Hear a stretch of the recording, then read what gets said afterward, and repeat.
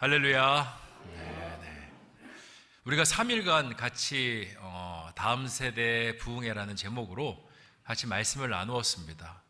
기독교 교육이란 무엇인가 우리 함승수 교수님을 통해서 배웠고, 또 미래 목회에 대해서 신현호 교수님을 통해서 말씀을 배웠습니다. 하루에 어떤 설교, 또 1시간의 어떤 강의로 우리가 모든 것을 다 알 수는 없습니다. 그런데 중요한 건 관심을 갖는 것이고요. 그리고 듣고 함께 고민하는 것입니다. 왜냐하면 배워야지 문제가 발생했을 때 그 문제를 풀어갈 수가 있어요. 잘 모르면 문제도 어렵고 해서 더 문제를 풀기가 어렵습니다. 근데 미리 선 지식이 있고 선 예방이 있으면요, 문제를 대할 때 기도하면서 하나님께서 길을 알려주세요. 대전에 어떤 버스에, 만원 버스에 이제 차가 이렇게 가고 있었습니다. 어떤 정류장, 시골 정류장에서 잠깐 섰는데 이제 할머니 두 분이 버스에 타기 시작했습니다. 만원 버스라 자리가 없습니다.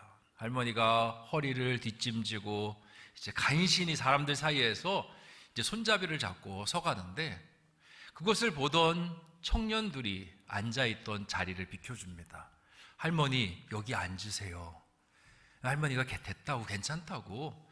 그런데도 이 청년들은 여기 앉으십시오. 만원 버스인데 혹시 다칠 것 같습니다 하고 앉으시라고 했습니다. 이제 할머니가 자리에 앉고 청년들이 서서 갑니다. 할머니가 너무 고마웠던 것 같습니다. 두 청년에게 물어봅니다. 학생, 대학생이요? 이제 충청도이니까 대학생이요? 이제 물어봅니다. 그랬더니 네, 대학생입니다. 어느 대학 다니누? 그랬더니 충남대학교 다닙니다. 공부 열심히 잘하네. 앞으로도 공부 열심히 해. 옆에 있는 친구한테도 물어봅니다. 학생도 대학생이요? 그러니까 예, 대학생입니다. 어느 대학 다니는데 카이스트 다닙니다. 카이스트? 그게 뭐야? 예, 서울과학기술학교입니다. 그래. 공부 못하면 기술이라도 배워야지.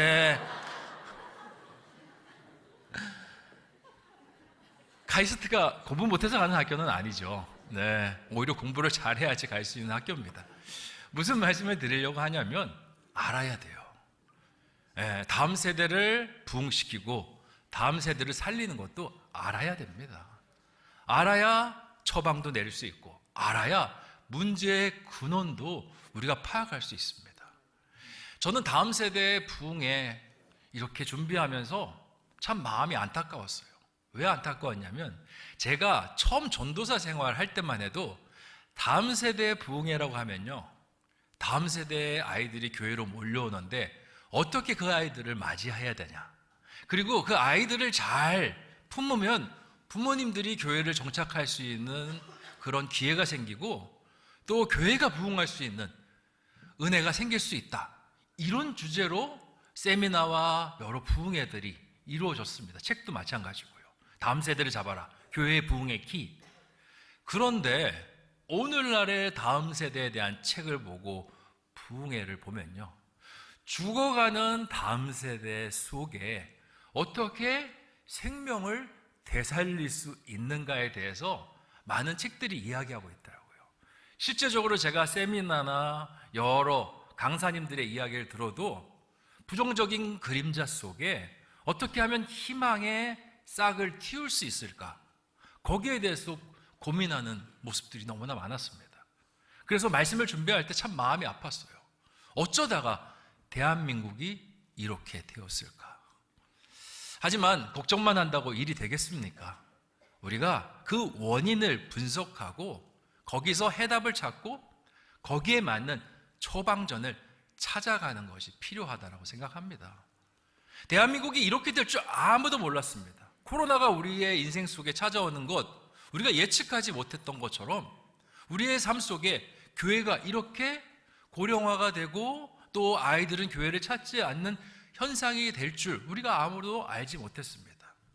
그래서 우리가 그 처방을 찾는 데는 여러 가지 시도들이 필요해요. 코로나의 그 백신을 개발하고 처방을 개발할 때 끊임없이 시도하지 않습니까? 이 약도 써보고 저 약도 써보고. 쓰다 보면 부작용도 일어납니다. 하지만 그거는 이제 온전한 치료약을 찾기 위한 과정이에요. 우리도 마찬가지입니다. 지금 오늘 말씀에서 제가 교회와 다음 세대에 대한 어떤 정확한 로드맵을 제시하겠다, 그게 아닙니다. 저는 오늘 원인에 대해서 분석을 하고, 그리고 제 나름대로의 처방전을 이야기할 겁니다. 그리고 그 처방을 여기도 해보고 저기도 해볼 겁니다. 근데 이거는 우리 성도님들이 같이 도와주셔야 돼요. 처방을 해서 열이 내리는지 아니면 열이 그대로 있는지, 오히려 열이 나는지, 그것을 따져보면서 어떤 약을 써야 되는지, 또 어떤 약을 쓰지 말아야 되는지 우리가 가늠할 수 있습니다. 그러니까 걷지 않은 길들을 우리가 걷는 것이 지금 우리 다음 세대를 향한 어떤 목회적인 방향인 것입니다. 그래서 성도님들이 다음 세대 목회를 할 때 좀 전폭적으로 담임 목사님과 또 교육자들, 장로님들을 좀 지지해 주셨으면 좋겠어요. 왜냐? 가보지 않은 길을 가는 것이거든요. 근데 어르신들 중에 또 이런 부분들이 있습니다. 근데 왜 다음 세대를 너무 이렇게 많이 이야기하냐? 우리도 많은 세대고 우리 세대들도 참 귀한데 왜 다음 세대들만 이야기하냐? 다음 세대들만 이야기하는 것이 아니라 모든 세대들을 다 아우르고 있습니다. 근데 이 사람이라는 게 이런 효과가 있어요. 어떤 세대에 대해서 강조를 하다 보면 그 강조 때문에 상대적으로 다른 세대가 약해 보이는 것이 있습니다. 그런데 절대 그렇지 않습니다. 저는 함께 지어져가는 교회를 꿈꾸고 있고요. 그 함께 지어져가는 교회 안에서 어린아이든 어른들이든 모두가 행복했으면 좋겠습니다. 그렇기 때문에 저는 어느 세대에 대해서 특별히 생각하는 게 아니라, 그래도 지금 다음 세대가 약한 골이니까 거기를 우리가 함께 도와서 살리자라는 마음으로 같이 오늘 세미나를 해나갔으면 좋겠습니다. 자, 서론이 좀 길었는데요. 제가 지금부터 조금 부정적인 이야기를 하려고 합니다. 부정적인 이야기라고 말할 수 없는 게 한국교회를 진단하는 분들이 철저하게 한국교회를 파헤쳤어요. 그리고 한국교회 실정이 이렇다라고 이야기합니다. 근데 그걸 보니까요, 마음속에 덜컥 부정적인 이야기다라는 생각이 들더라고요. 그만큼 지금 상황이 안 좋습니다. 그러니까 이것을 우리가 원인을 찾는다라는 마음으로 같이 좀 들여다보셨으면 좋겠어요. 자, 오늘날의 한국교회. 네, 이거 넘어가나요?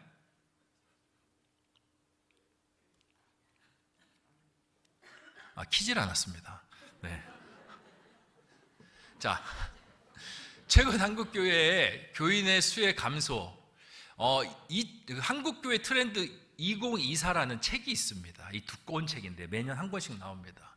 거기에 지금 한국교회의 상황이 어떠하고 지금 한국교회가 성장하고 있는지 쇠퇴하고 있는지 그것을 평가한 자료가 있습니다.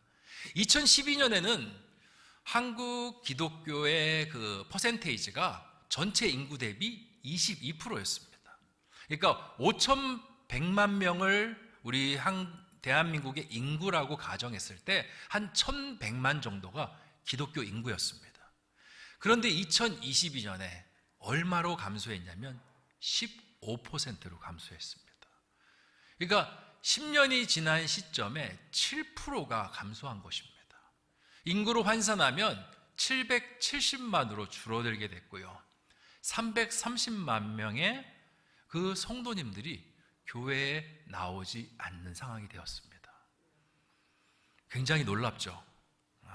별로 놀라질 않으세요. 네. 성령께서 주신 담대함이 우리 가운데 있습니다. 자,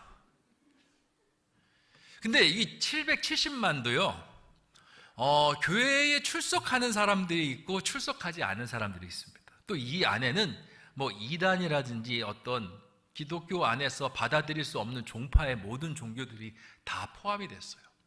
현장 예배를 나오는 인구가 얼마냐면 68.4%. 그러니까 770만 인구 중에서 한 70%도 안 되는 사람들만 현장 예배에 나오고 있습니다.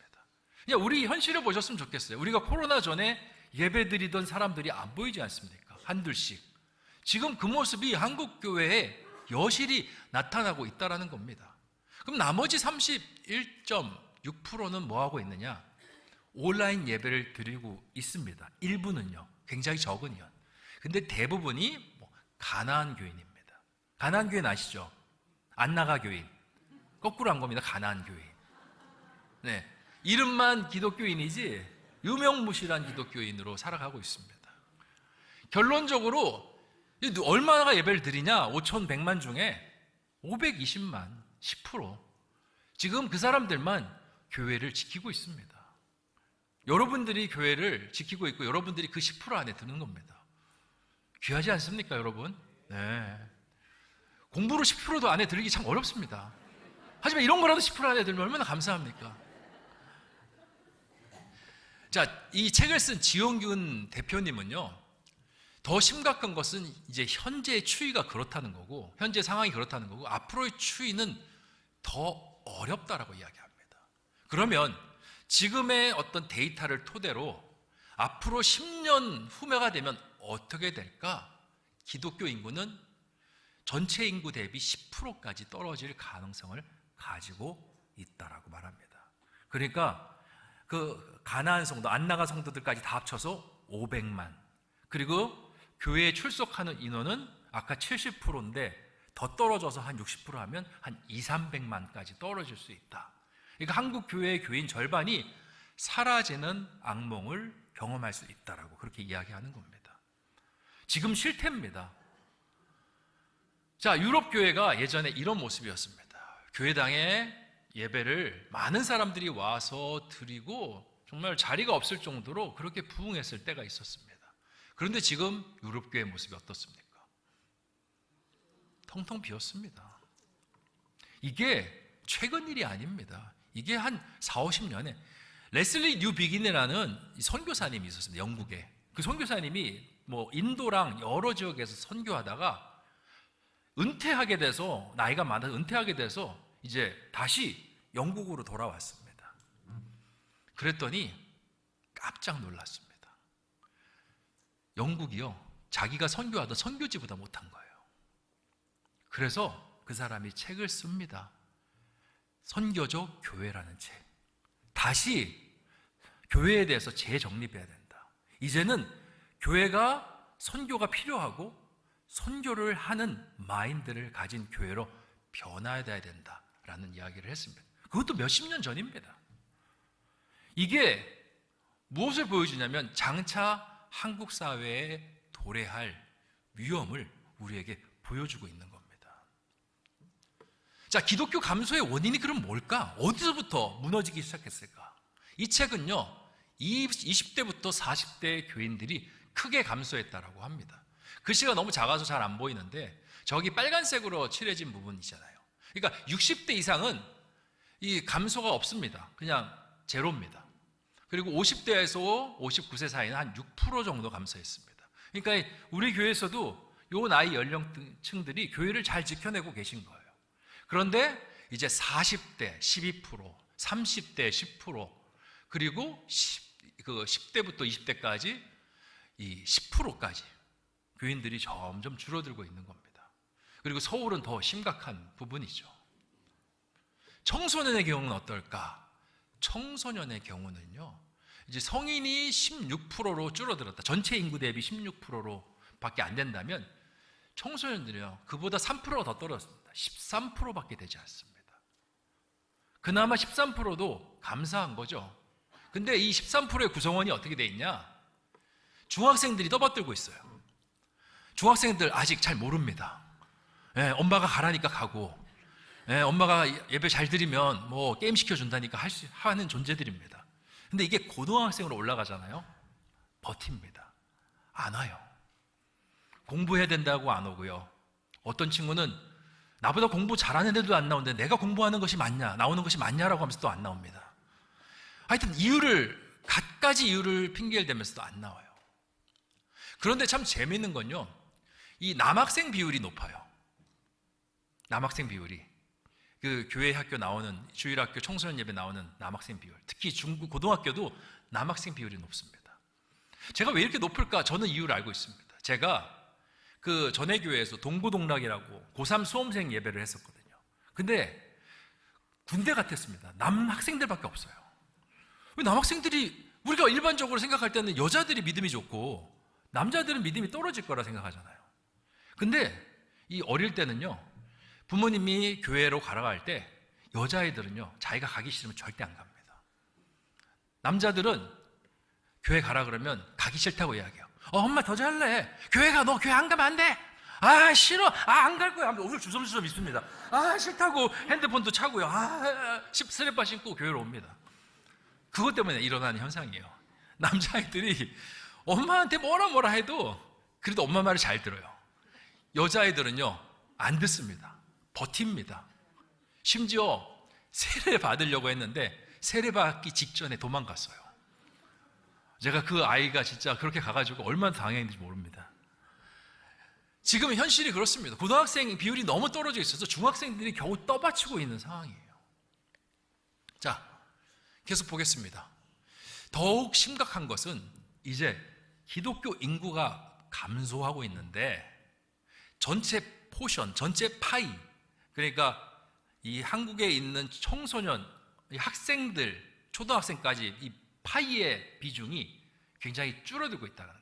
학령 인구가 감소하고 있습니다. 2013년도에 학령 인구는요, 10,000명 단위입니다. 65만 정도 됐어요. 653만. 근데 10년 사이에 30만 명이 줄어들게 됐죠. 근데 한 19% 정도 줄었습니다, 인구가. 근데 이게 학생들의 인구 감소율인데 교회 학교 인구 감소율을 보십시오. 37%가 줄어들었어요. 그러니까 인구보다 더 많이 줄어드는 겁니다. 그리고 0세부터 6세 초등학교 그리고 중고등학생들의 인구 대비 다 봤을 때 33% 줄어드는데 교회 학교는 42%, 4% 정도 줄어들었는데 36% 줄어들고요. 그리고 고등학교 30% 정도 줄어드는데 교회 학교는 38% 정도 줄어듭니다. 그러니까 우리 신성교회 너무나 예쁘게 잘 지었잖아요. 나중에 한 40-50년 후에 우리 신성교회에 예배를 드리고 있는 사람들을 우리가 걱정하지 아니할 수 없다라는 겁니다. 예배는 너무나 예배당을 잘 지었는데 엘리베이터도 하나로 줄여야 될 수도 있어요. 네, 정말 심각한 겁니다. 엘리베이터가 얼마나 튼튼한지 몰라요. 제가 성가대원들이랑 같이 내려오거든요. 숨을 안 참으면 탈 수가 없습니다. 너무 많아. 근데 삐소리 한 번 안 나요. 날씬하시든지 엘리베이터가 튼튼하시든지. 근데 전 전자라고 믿고 싶습니다. 날씬하신 것 같아요. 네. 아멘 할 건 아니었는데, 네, 감사합니다. 자, 더 심각한 것은 아까는 현재까지의 그래프였고요. 앞으로는 더 떨어진답니다. 2023년도에 인구가 707만, 영유아까지 포함한 숫자입니다. 근데 33년, 그러니까 10년 후에는 495만, 그리고 72년에는 290만 이렇게 빠진다라고 그 책에서는 이야기하고 있는 겁니다. 그러니까 눈앞이 보이죠. 정신이 번쩍 들지 않습니까? 몰라, 그때는 내가 없어, 막 이렇게. 100세 시대입니다. 우리 성도님들 120세까지 살기를 기도하고 있습니다.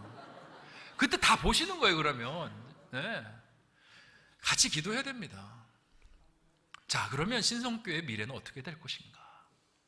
자, 그림자 교회 그리고 그 책에서 이야기하는 미래에 대한 시그널들은 부정적인 시그널들을 보여줘요.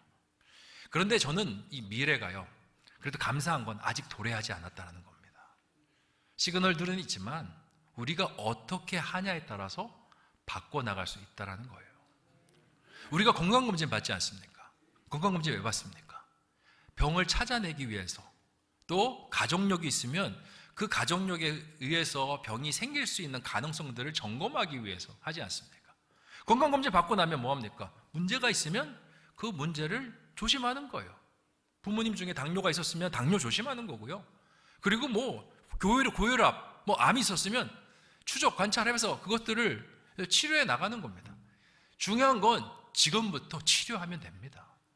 지금부터 우리가 애쓰면 되고 처방전을 제대로 준비하고 나아가면 되는 것입니다. 자, 오늘은 그것부터 하려고 합니다. 지금 우리 교회가 이걸 하고 있습니다. 가정예배, 가정에서 자녀를 주의 제자로. 가정예배는 행복입니다, 축복입니다 하고 있습니다. 이걸요 진짜 너무 잘하고 있는 거예요. 제가 그냥 우리 교회에서 얘기하는 것이 아니라 제가 전회교회에서 이 가정 예배를 정말 주구장창 외쳤습니다. 근데 잘 안 되더라고요. 왜냐? 이 가정 예배를 드리기가 참 어렵습니다. 그런데 우리 교회는 이걸 이 연중 행사로 박아놓고 주보에도 가정 예배를 항상 기록해 놓지 않습니까? 이게 얼마나 중요한지 몰라요. 왜 중요하냐? 제가 그림 보여드리겠습니다. PPT 띄워주시겠어요? 자, 이 그림 너무 많이 넘어갔네요. 네.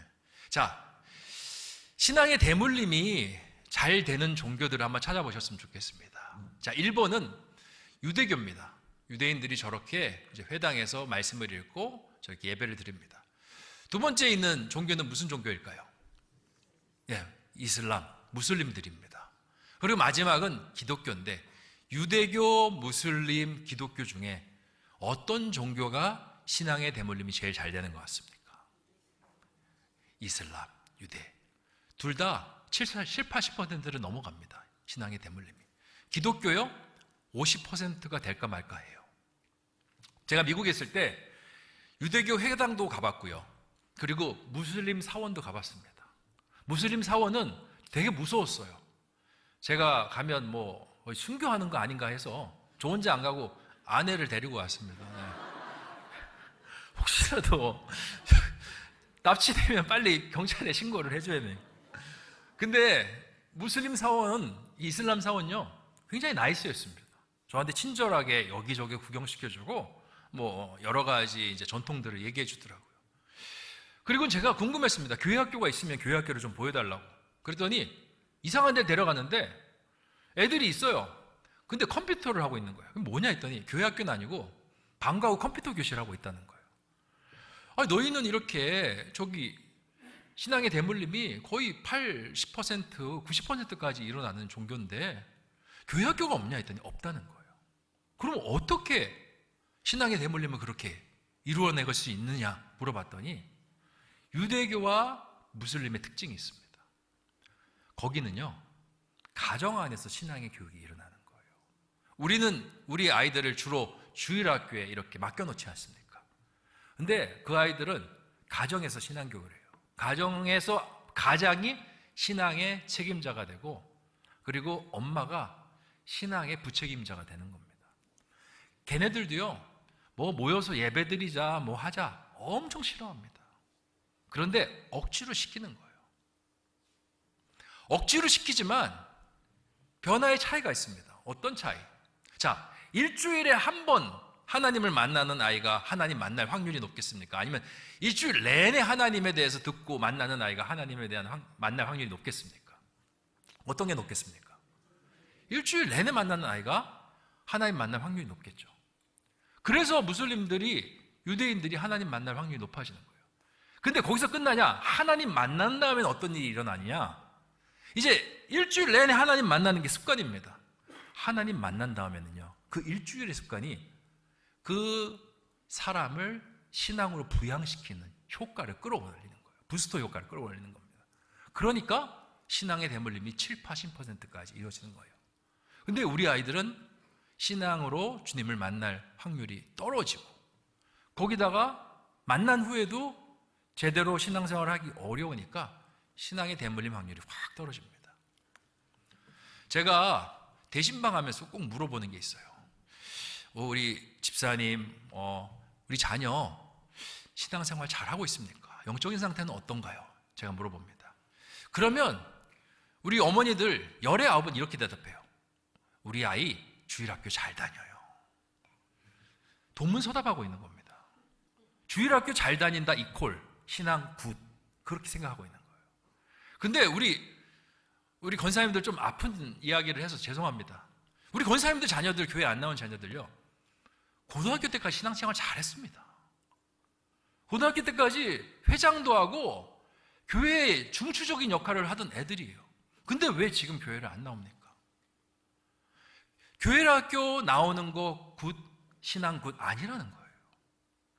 부모님이 신앙이 어떠십니까? 라고 물어보면 대답해야 되는 게, 지금 우리 아이는 주님을 조금 알아가고 있습니다.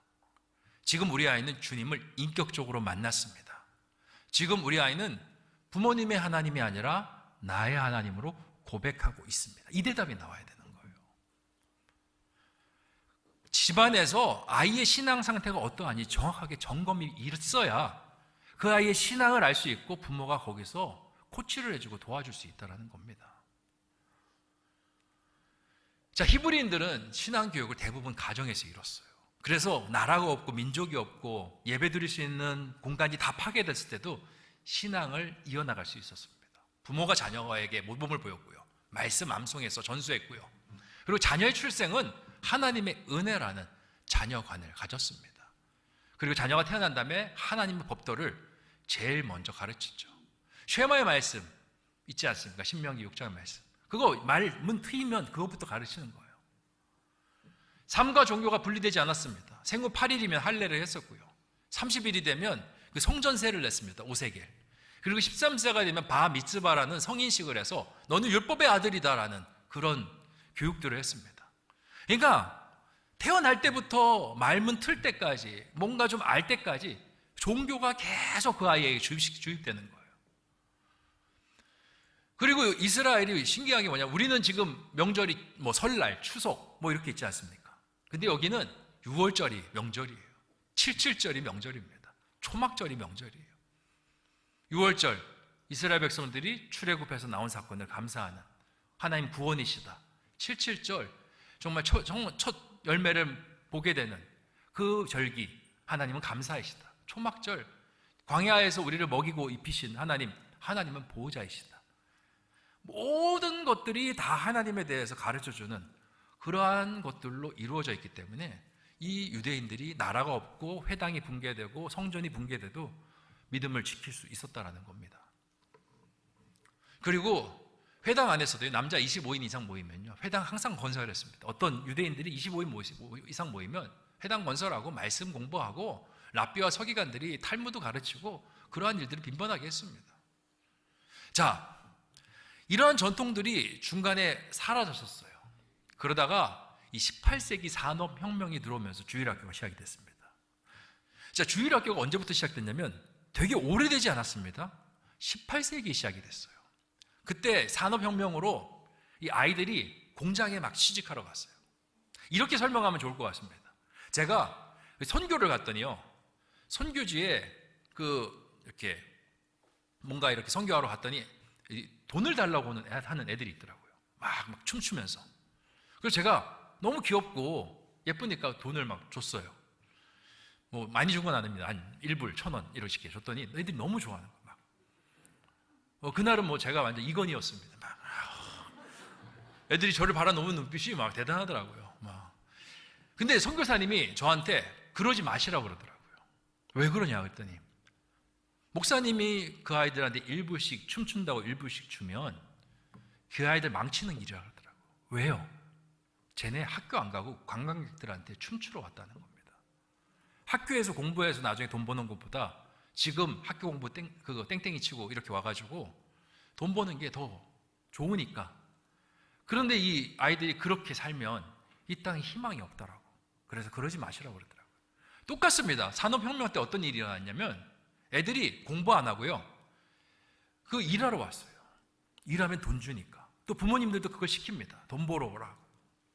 그래서 장시간 공장 노동자들로 이렇게 고용이 돼서 애들이 교육의 기회를 잃어갑니다. 위생도 뭐 도덕도 태도도 뭐 글 쓰는 것도 아무것도 모릅니다. 그래서 존 웨슬리랑 로버트 레이크스 이 사람이 주일학교 사역을 일으켜요. 근데 주일학교가 어떤 거냐면 주일에만 하는 사역이 아니라 주일을 중심으로 하는 어떤 미션 스쿨이었습니다. 그러니까 거기서 공교육도 하고 신앙교육도 하는 약간 야학 같은 거죠. 그러니까 가르치고 그 신앙교육, 글 쓰는 법 배우고 세수하는 법 배우고 머리 빗는 법 배우고 사이좋게 지내기, 어른 공경 같은 그런 도덕을 배우기 시작합니다. 근데 이런 걸 하기 시작하니까 어떤 일이 일어나냐, 주일학교에 모여드는 아이들이 기하급수적으로 많아지기 시작하는 거예요. 전국 1785년에 25만, 1801년에 30만, 그리고 51년에 200만까지 쭉쭉쭉 불어나는 겁니다. 그리고 그 아이들이 기독교 인재로 사회에서 일하기 시작하는 거예요. 그게 이제 맞물려서 밀고 올라가는 겁니다. 영국 사회를 바꾸는 거예요.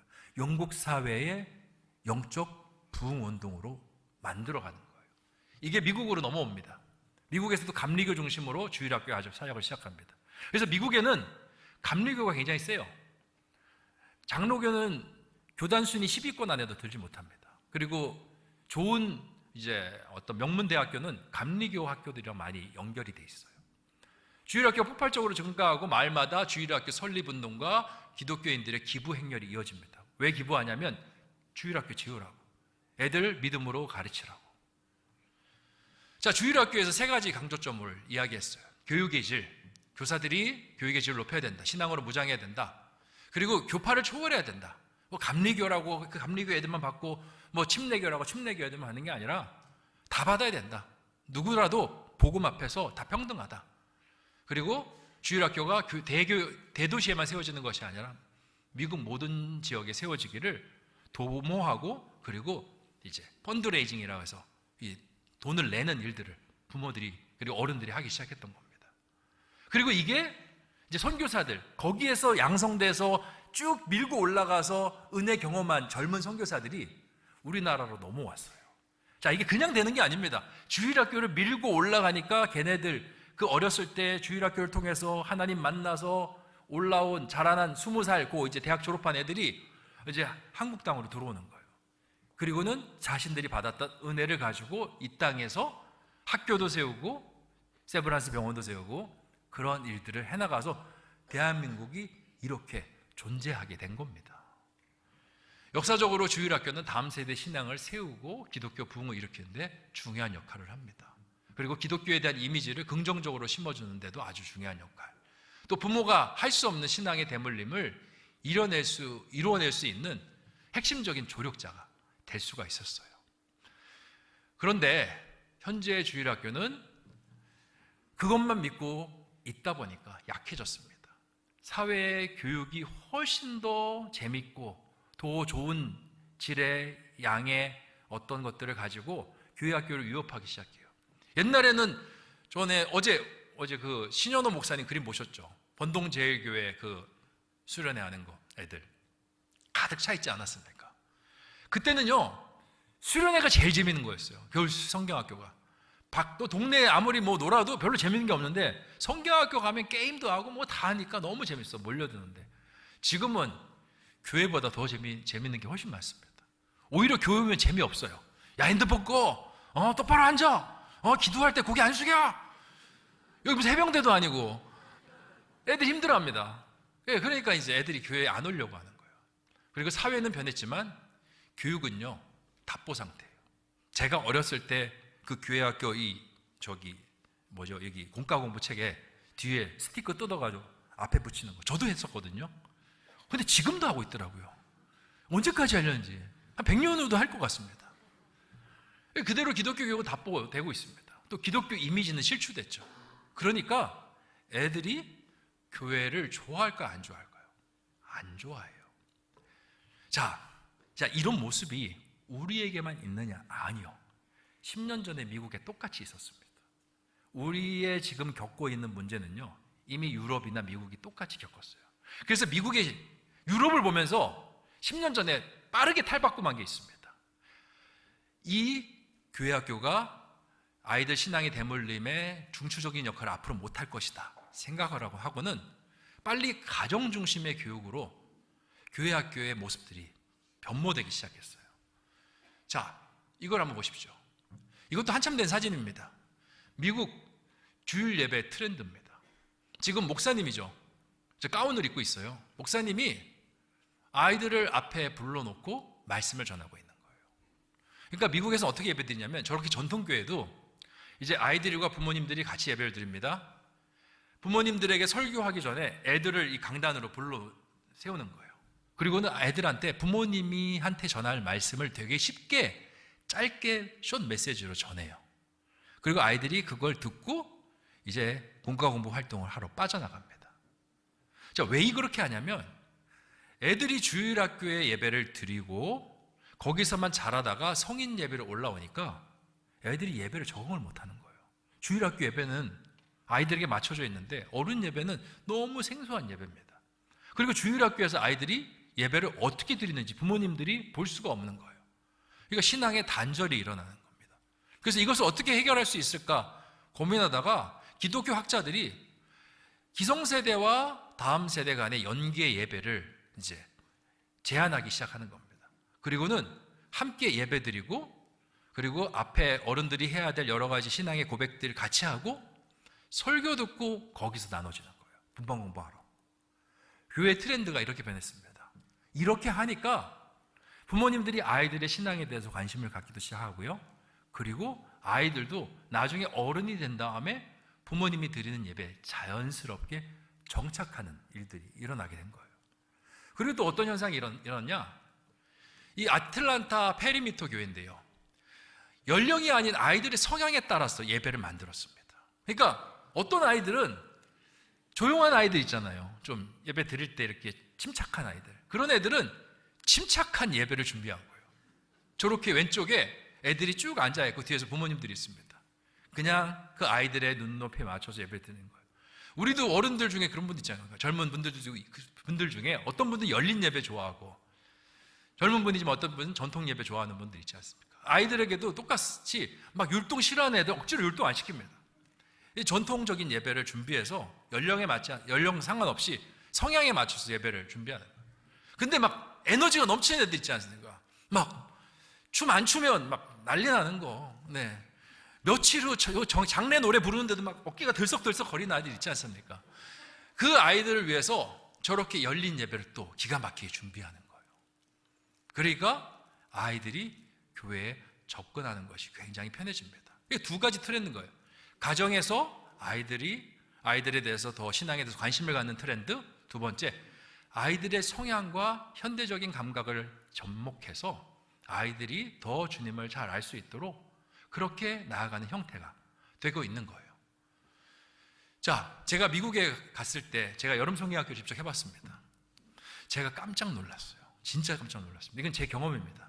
한국에서는 성경학교는 흰 구름 뭉게뭉게하고 알지 않습니까? 그리고 국가공부 교재, 여름 성경학교 교재가 있어요. 그것도 받아도 맨날 뒤에 있는 스티커 뜯어가지고 앞에다 붙이고, 스티커 붙여, 예수님 스티커 붙이고 막 이건데, 미국에 갔더니요, 여름 성경학교 강습회가 없습니다. 여름 성경학교 강습회를 땅덩이가 너무 커서 못해요. 그래서 여름 성경학교 키트라고 해서 한 20-30만 원짜리 키트가 있습니다. 그걸 보내주는데 거기에 DVD가 들어있습니다. 그 DVD를 보면 여름 성경학교를 하기 위해서 제일 먼저 준비해야 될 걸 이야기해요. 뭐 기도도 있고 다 그거는 기본적인 거니까. 한 2주 동안 데코레이션에만 신경 씁니다. 데코레이션 하다가 저도 죽는 줄 알았어요. 모세에 대해서 이제 제목이 마운틴이었습니다. 그러니까 모세가 시내산에서 경험한 이야기를 이제 주제로 풀어내는데 본당에다가요 시내산을 지었어요. 야자수도 걸고. 그래서 애들이 예배 시간에 들어오는데 여기가 시내산인지 여기가 예배당인지 모릅니다. 찬양을 하는데 선생님들이 다 히브리인 복장을 하고 찬양을 해요. 그리고 이제 예배가 끝나고 이제 코너 학습이라고 그러죠. 미국엔 스테이션이라고 그러거든요. 이렇게 돌아가면서 하는 코너 학습인데 그 코너 학습을 조주를 짜서 지나갑니다. 근데 그 지나가는 통로도 다 데코레이션이 돼 있어요. 홍해바다도 있고요. 그러니까 이제 시각적 학습입니다. 홍해바다도 있고 거기에 이제 광야도 있고요. 불뱀도 있습니다. 바닥에. 그렇게 해서 이제 바이블 스터디 안으로 들어가면요. 깜깜합니다. 근데 거기에 이 떨기나무가 하나 있고 떨기나무에서 이제 전등을 설치해 놓고 불이 쪼여 있어요. 그리고는 거기에 이제 모세처럼 분장을 한 선생님이 앉아 있습니다. 이제 아이들이 딱 들어가잖아요. 한 그룹 스테이션으로 하면 애들 한 10명? 그 아이들한테 자리에 앉으라고 이제 딱 들어오면 그렇게 이야기합니다. 그리고 자기 소개를 해요. 내 이름은 모세야. 내가 너희한테 나의 이야기를 들려주려고 하는데 어때? 애들이 모세 이야기를 직접 듣는 것처럼 이야기를 듣는 거예요. 그러니까 재밌습니까? 안 재밌습니까? 재밌죠. 제가 한국에 와서 이걸 했습니다. 똑같이 선생님들 들들 볶아서 했어요. 6학년 아이가 한국 수련회 싫어하는 6학년 아이가 엄마가 저한테 얘기하더라고요. 재밌었다고. 그렇게 이야기해요. 미국 이렇게 하는 겁니다. 저렇게 앞에다가 그 바로 모습을 한 전도사님이 애들한테 바로에 대한 이야기를 해주는 거예요. 지나다니면서 다 저기 바다로 해놨습니다. 지금 바다에 항해하는 것으로 아이들이 다 집어넣는 거예요. 밖에 나가서 저렇게 정말 오감으로 느낄 수 있도록. 그렇게 하니까 애들이 주일학교가 재밌는 거예요. 여전히 재밌는 겁니다. 그리고 그 주일학교의 콘텐츠들이 굉장히 수준이 높아요. 근데 그것도 또 재밌는 게요, 우리는 약간 독과점입니다. 그 예장통합 총회가 교재를 찍어내요. 그래서 그걸 이제 대부분 쓰죠. 우리는 뭐 꿈미라고 해서 좀 다른 걸 쓰는데, 이제 미국은요 자본주의 국가입니다. 이 출판사들이 여름 성경학교 교재를 만들어내는 거예요. 그러니까 서로 경쟁합니다. 왜냐면 경쟁이 안 되면 출판사 접어야 되니까 굉장히 재밌게 만들고요. 한 가지 좀 안 좋은 게 있어요. 그 교재를 사용해서 데코레이션 하려면 그 회사의 데코레이션 자료를 사야 돼요. 상술이 좀 되게 좀 많더라고요. 근데 그걸 사가지고 해놓으면요 애들이 너무 좋아하는 거예요. 그러니까 교회가 자신들의 생각들을 바꾸고, 그리고 자신들이 해야 될 것을 아이들 눈높이에서 맞춰서 하니까 아이들의 반응이 달라지는 겁니다. 자, 지금 우리가 하고 있는 것들이 있습니다. 그러면 어떻게 하면 다음 세대들이 살릴 수 있을까? 지금 우리가 하고 있는 거, 가정예배 드리는 거 너무 잘하고 있어요. 가정예배 드리셨으면 좋겠어요. 저기 되게 밝은 가정이 있지 않습니까? 한 사람만 빼고 밝게 웃지 않습니까? 네, 저렇게 가정예배 드리는 겁니다. 가정예배 드릴 때 저는 그렇게 생각해요. 저는 길게 드릴 필요 없다고 생각합니다. 솔직히 얘기하면 그냥 저는 말씀만 읽고 끝내도 된다고 생각해요. 그렇다고 해서 야 목사님 그렇게 얘기했으니까 이제 앞으로 말씀만 읽고 끝낼게 하지 마시고, 아이들이 힘들어하면 그냥 점만 찍어도 될 것 같아요. 그리고 조금 내용이 재밌는 날에는 조금 더 길게. 근데 중요한 건 해 나가는 것이 중요한 것 같습니다. 그리고 또 중요한 거, 기독교 부모님들이 관심을 가져줘야 돼요. 우리가 꿈나무 수련회 때 애들 앞에서 이야기하는 거 보셨죠? 제가 정신이 없었습니다. 근데 애들이 그렇게 질문을 많이 한다는 건 뭡니까? 지금 말씀을 듣고 있다는 겁니까? 안 듣고 있다는 겁니까? 듣고 있다는 거거든요. 전 너무 좋았어요.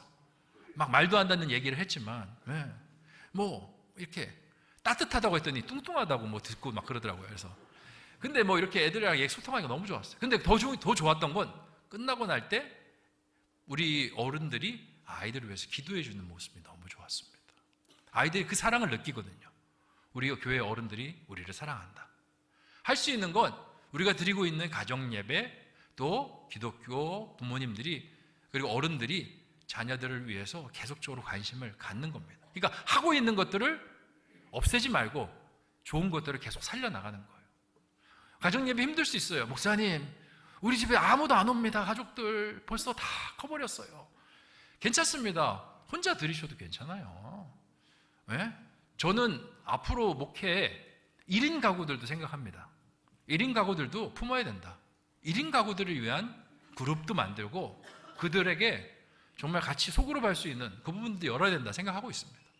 상관없습니다. 그리고 우리가 할 수 있는 건 전문 사역자들 양성해야 돼요. 전문 사역자라는 건 뭐냐면 어떤 교육자를 이야기하는 게 아닙니다. 교회 학교에 대해서 정말 깨어있고 사역자만큼 고민할 수 있는 그런 사람들. 우리 부장님, 우리 부감님, 뭐 아니면 총무님, 뭐 교회에서 근속 20년, 30년 하신 분들. 근데 근속 20년, 30년 하는 것도 귀하지만 저는 그분들이 20년, 30년 앞으로 더 할 수 있다면 고민해 보셨으면 좋겠어요. 사역자들보다 훨씬 더 많이 하는 거거든요. 저도 교회 학교를 가르치고 했지만 사역자들은 결국 이제 좀 남성 사역자들은 교회 학교는 좀 이제 지나가는 과정이 좀 많습니다. 향후 이제 성인 목회로 좀 올라가야 되는데 그 자리에서 항상 그 자리를 지킬 수 있는 분들이 있지 않습니까? 우리 선생님들. 그래서 선생님들이 교회 학교에 대해서 고민도 많이 하시고 자료도 찾아보시고 또 공부도 좀 해보셨으면 좋겠어요. 우리 교회 학교는 내가 살린다라는 마음을 가지고. 그리고 또 보여주십시오. 어디 갔나요?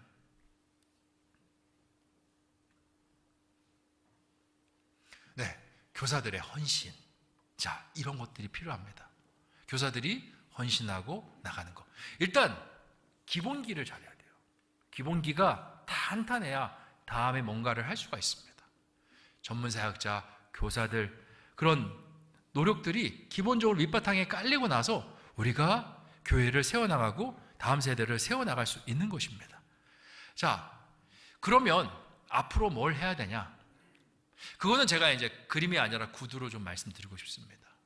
저는 우리 교인들이 정말 동의가 되어주시고 마음의 준비가 되어주신다면 젊은 쪽에 이제 그 사역 어떤 장들 그리고 사역의 어떤 프로그램들을 조금 더 많이 만들어내고 싶습니다. 자, 그게 이제 나이 드신 분들을 어떤 뭐 이렇게 도외시하거나 그분들을 더 중점을 안 둔다라는 것이 아니라 우리 교회의 이렇게 전체적인 밸런스를 보면 예배도 전통 예배를 드리고요. 그리고 모든 형식들도 되게 전통으로 이렇게 맞춰져 있습니다. 굉장히 좋아요. 저는 우리 교회가 정말 뼛속부터 장로교 전통에 제대로 서 있구나 그 생각을 했습니다. 왜냐하면 미국에 있는 장로교 보면요, 정말 이 뭔가 예배가 알차게 짜여져 있고요, 뭐 틈이 없습니다. 말씀 읽겠습니다 하면 벌써 반주를 치지 않습니까? 따다다다다다 쉬는 틈이 없어요. 아주 알차게 다 채워져 있어요. 이거 만드는 게 정말 쉽지 않거든요. 자, 이런 것들 기성에 있는 성도님들한테 너무 잘 맞는 건데 젊은 세대와 젊은이들이 또 교회에 오고 그분들이 다음 세대를 위해서 일할 수 있으면 조금 열린 예배도 조금 필요합니다. 근데 뭐 당장은 아닙니다. 근데 그런 꿈을 갖고 있어요. 저는 가능하다면 이 4부 예배와 오후 예배가 통합되는 방향으로 가면 좋지 않을까. 그래서 열린 예배가 한 4부로 한 귀퉁이를 차지하면 좋지 않을까. 그러니까 그래봤자 이제 25%입니다. 25% 정도 그 이제 젊은 사람들을 위해서 사역을 하고요. 그리고 젊은 사람들이 이제 4부 예배에 오려면 4부에 애들을 데리고 같이 양육할 수 있는 어떤 케어 센터가 필요하지 않습니까? 저는 앞으로 만약에 4부 예배가 발족이 되고 한다면 그 케어 센터를 어린이 영어 예배로 좀 채워나가려고 생각하고 있어요. 우리 교회 김다니엘 선교사님 있지 않습니까? 이번에도 그 예꿈 아카데미 이제 영어 가르치시는 분인데 그 선교사님이 터키 분이시지만 이 영어 테솔 자격증을 갖고 계시고요. 그리고 굉장히 영어를 잘하십니다.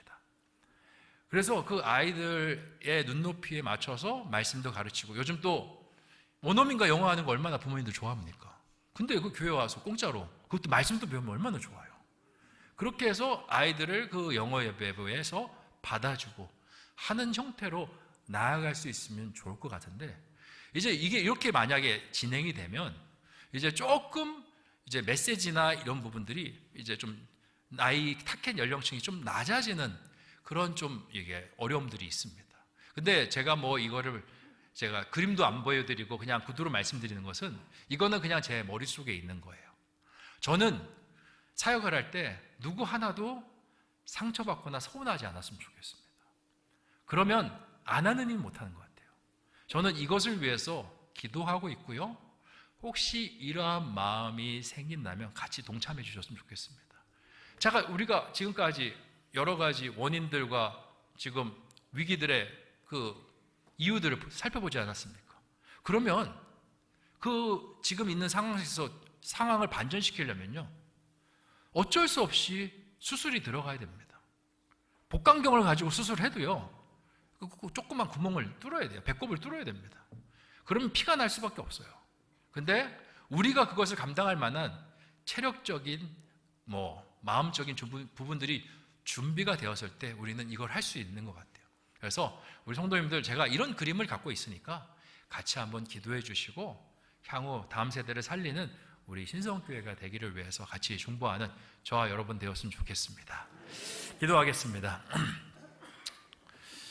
좋으신 아버지 하나님, 주님께서 우리를 사랑하여 주셔서 다음 세대 부흥회로 같이 모이게 해 주시니 참으로 감사합니다. 여기서 우리가 위기도 살펴봤고 우리가 그 위기를 어떻게 미국 교회가 회복해 왔는지도 보았고 지금 우리가 하고 있는 좋은 것들 바라보았습니다. 하지만 아직 이걸로는 부족합니다. 하나님, 더 좋은 방법들 찾게 하여 주시고 우리 노년도, 장년도, 청년도, 어린이도 모두 행복할 수 있는 최고의 방법들 조심스럽게 기도하면서 찾아갈 수 있는 우리 모두가 될 수 있도록 인도하여 주시옵소서. 이렇게 주일날 늦은 시간까지 같이 말씀을 나누는 게 쉽지 않습니다. 하지만 우리 성도님들 그 사랑과 관심 주님 축복하여 주시고 그들의 기도 속에 하나님의 응답들이 임할 수 있도록 인도하여 주시옵소서. 감사를 드리오며 모든 말씀 예수님의 이름으로 기도하옵나이다. 아멘.